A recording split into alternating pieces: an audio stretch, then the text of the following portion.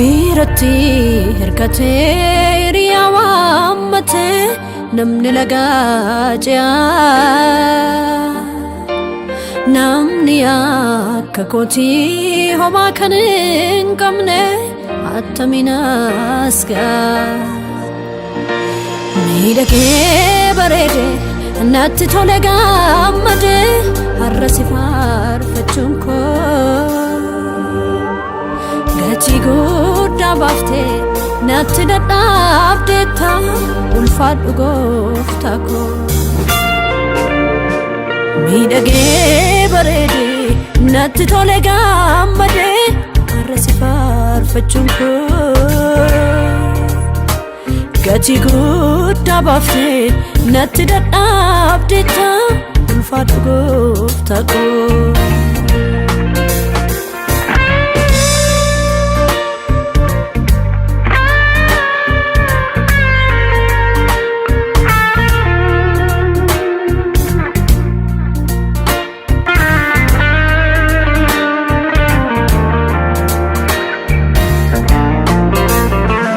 Gammachuu kooti gammadee gadda kootiif kan gaddee si malee homaan beeku.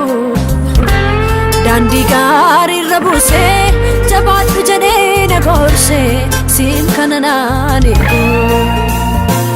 Naaf jedhee kan saadhisee qixxa kootuuf safaree laphee koot kana saasee.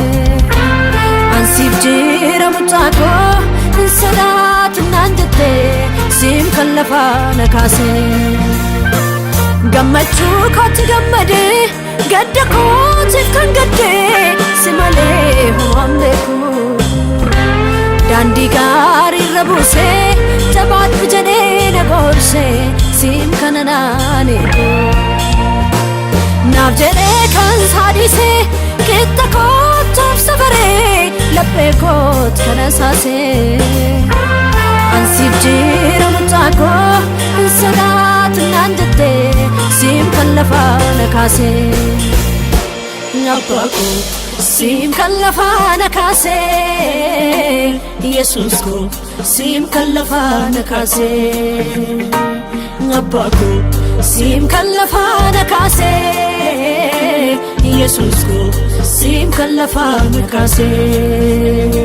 Barbaacha baananaaf godhu si birattan arginu gooftaa koo. Daaboo fi raacaaltaa qabeenya mul'atus hamna harka mirga koo. Gadda koo sitti obsee caba koo wallaanteetta eessa na boossisee. Abbaa faada caalaatti ofitti na qabdee situ na guddisee.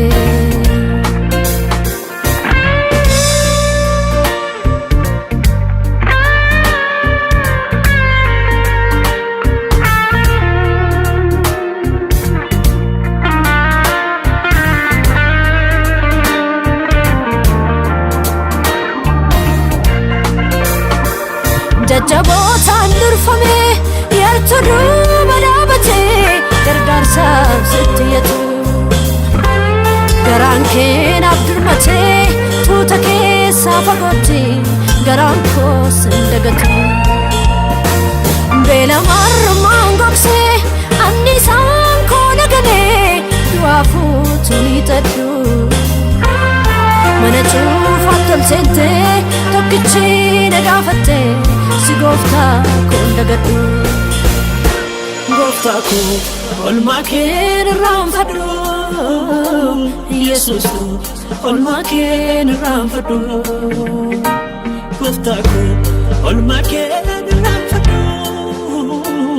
Yesuus koo olmaa keen irraanfadhu.